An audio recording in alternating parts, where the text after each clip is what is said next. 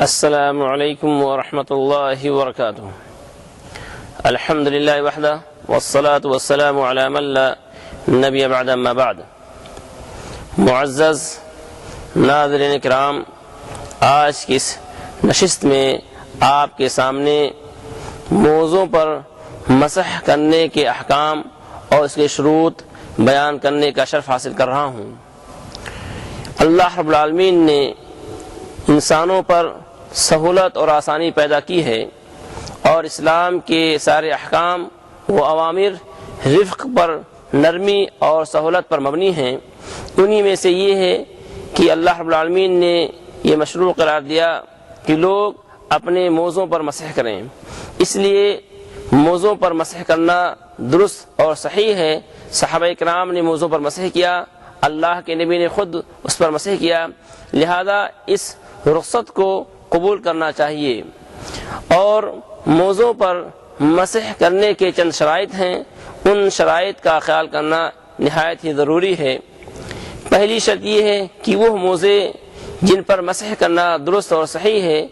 وہ اس حال میں آپ پہنے ہوں کہ وضو کیے ہوں، یعنی وضو کرنے کے بعد پہنے گئے موزوں پر مسح کرنا درست ہے۔ اگر کوئی شخص وضو نہ کرے، بغیر وضو کے موزہ پہن لیتا ہے، تو ایسی صورت میں اس موزے پر مسح کرنا جائز نہیں ہے، بلکہ اسی وقت درست ہوگا کہ جب آپ طہارت یعنی وضو کر کے موزے پہنے ہوں۔ جیسا کہ مغیرہ بن شعبہ کی حدیث ہے، وہ فرماتے ہیں کہ ایک مرتبہ میں اللہ کے نبی صلی اللہ علیہ وسلم کے ساتھ سفر میں تھا،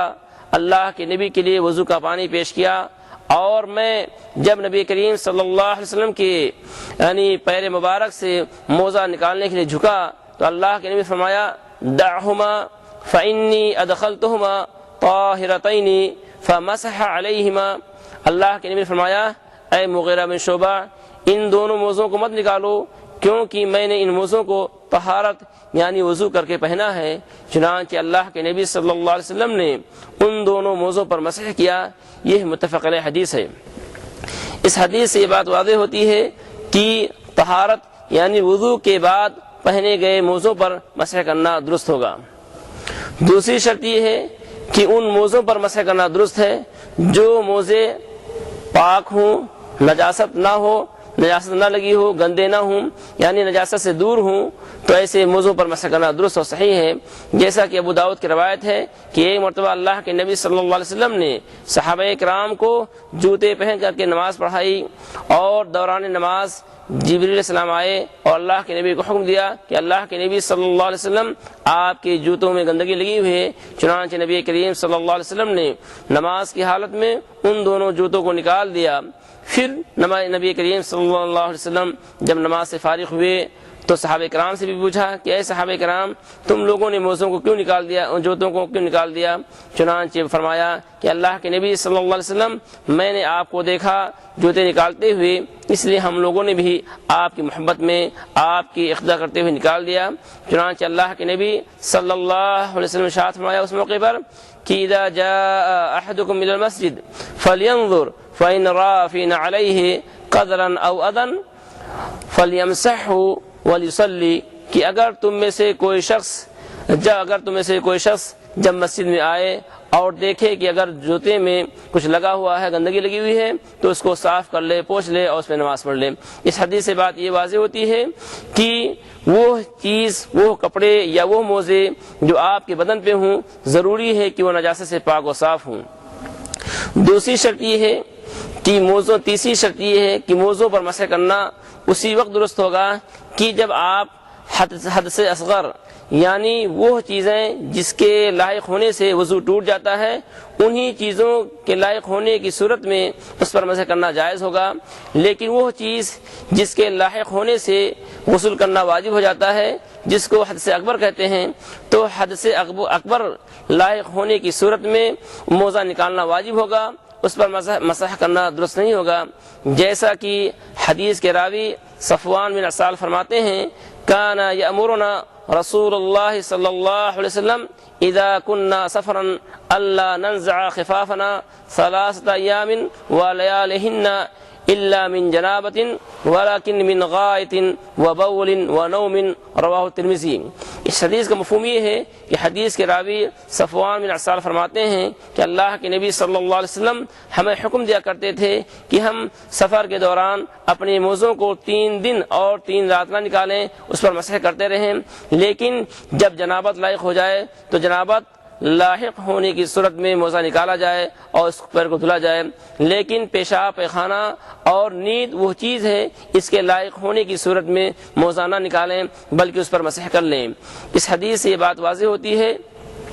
کہ صرف حدث اصغر یعنی وہ چیز جس کے لاحق ہونے سے وضو ٹوٹ جاتا ہے ان صورتوں میں ان موضوع پر مسح کر سکتے ہیں، لیکن وہ چیز جس کے لاحق ہونے سے یعنی غسل کرنا واجب ہوتا ہے، جیسے جنابت لاحق ہو جائے یا احتلام ہو جائے، تو ایسی صورت میں ان موضوع کو نکالنا درست ہوگا بلکہ اس پر مسح کرنا درست اور صحیح نہیں ہے۔ تیسری شرط یہ ہے کہ مسح کرنے کے لیے جو نبی کریم صلی اللہ علیہ وسلم نے مدت متعین کی ہے اسی مدت میں مسح کیا جائے، جیسا کہ شریح بن حانی فرماتے ہیں کہ میں نے مسح پر موضوع پر مسح کے تعلق سے حضرت عائشہ سے سوال کیا تو حضرت عائشہ نے فرمایا کہ آپ حضرت علی سے دریافت کریں، کیونکہ حضرت علی اس معاملے میں زیادہ بہتر جانتے ہیں، کیونکہ وہ ہمیشہ اللہ کے نبی کے ساتھ ہوتے تھے، اکثر سفر کیا کرتے تھے۔ چنانچہ حضرت علی سے پوچھا گیا، حضرت علی نے جواب دیا کہ نبی کریم صلی اللہ علیہ وسلم نے فرمایا ہے کہ للمقیم للمسافر 3 ایام ولیالہن وللمقیم یوم ولیلہ۔ اس حدیث کو امام احمد نے روایت کیا ہے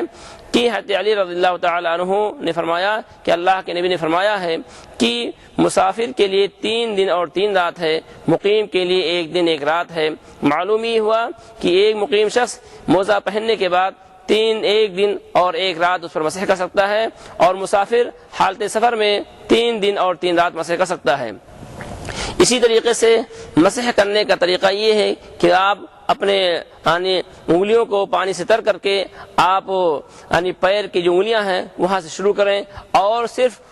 پیر کے اوپری حصے پر ہی مسح کرنا جائز و درست ہوگا، جیسا کہ حضرت علی فرماتے ہیں کہ لو کان الدین بالرأی لکان اسفل الخف اولا بالمسح من اعلاہ وقد رأیت النبی صلی اللہ علیہ وسلم یمسح ظاہر خفیہ رواه ترمذی۔ یہ حضرت علی فرماتے ہیں کہ نبی کریم صلی اللہ علیہ وسلم کو میں نے خف کے اوپری حصے پر مسح کرتے ہوئے دیکھا، لہذا مسح کرنے کا طریقہ یہ ہے کہ پیر کے اوپری حصے پر یعنی موزے کے اوپری حصے پر مسح کیا جائے اور پیر کی انگلیوں سے شروع کرتے ہوئے وہاں تک کہ اپنی انگلیوں کو لائیں جہاں تک کہ پیر کو دھلنا واجب و ضروری ہے۔ اور اسی طریقے سے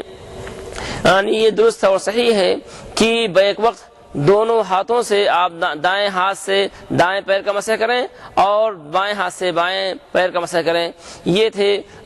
موضوع پر مسح کے احکام جو کہ آپ کے سامنے پیش کیا گیا ہے۔ اللہ تعالیٰ سے دعا ہے کہ اللہ تعالیٰ ہمیں ان کہی ہوئی باتوں کو سننے سمجھنے اور اس پر عمل کرنے کی توفیق دے۔ وصلی اللہ علی نبینا محمد، والسلام علیکم ورحمۃ اللہ وبرکاتہ۔